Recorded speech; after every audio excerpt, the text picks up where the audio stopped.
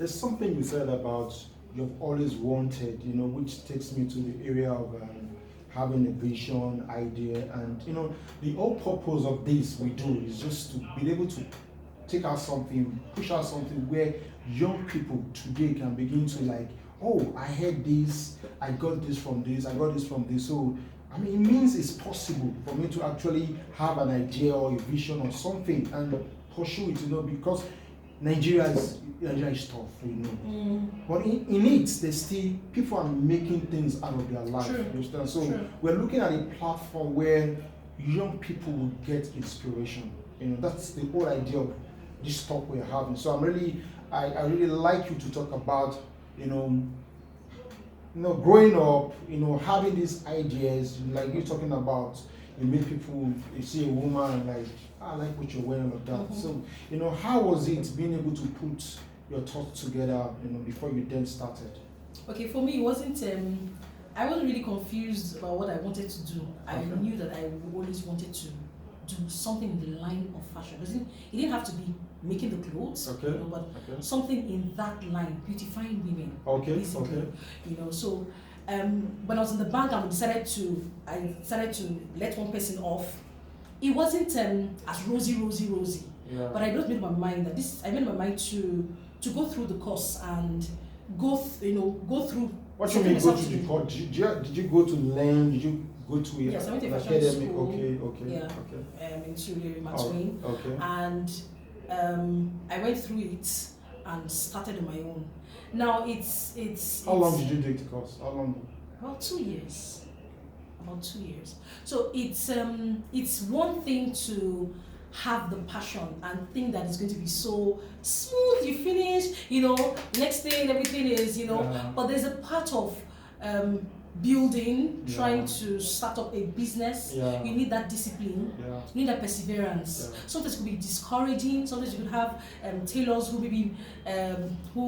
maybe are not available when you really need them, Yeah. and you need to do it yourself. Being a fashion designer, you have to be hardworking. Yeah. You have to be resilient. Yeah. You have to be determined. Okay. Sometimes you put in extra hours of work Yeah. into making sure that a client's dress or a time is met. Sometimes it is really difficult, like you said. Yeah.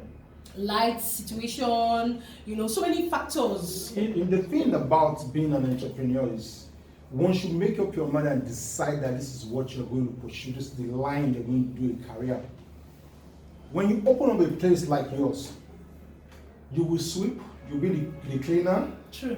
you'll be the one, You mop the place. you mop. You arrange the place. So every time people talk about being in business, they don't factor all this until they start. Then it's tough. But when you begin to, when they talk like this, talks going on, people begin to understand that when you start your business, you're actually going to do everything first before you then begin to have people to work with you, then delegate and all of that. I'm sure you went through that, right? Okay, but at the same time, it Okay. also depends on if you have capital. Oh, You okay. just start Okay. off with getting your staff Okay, from the okay. very beginning before you even open the place. You can interview for people, Okay. so you can. So do not that. everybody Not will everybody go through has, that. yes. Wow. So, but I think, let me not say categorically, but I think that most entrepreneurs will have to start that way, like, they have to start being the only person before they start interviewing for people, getting people to work with them and all. But definitely there's that part of starting, there's a starting point. And like the Bible say, don't despise the days of little beginnings. Fantastic. Definitely. Fantastic. It will grow. Just give it time. Consistency. It's something that sometimes encourages me. It's so funny. Okay. Maybe some women that have kiosks by the side of the road. Yeah. There's some people that have been. They start with just a table, Yeah. displaying chewing gum, Okay. sweets and all. And after a while, you see that lady will remove the table. You see next to she has built a small kiosk. Yeah. We used to have kiosks those days. Yes. Then from there you see that it has continued. She now has a small shop. Small shop. The next thing you come, maybe she's no longer there. She's not far from that place. She now has rented a place. Before you know it, that is business for you. As long as you are consistent. And for me, as long as you have the God factor.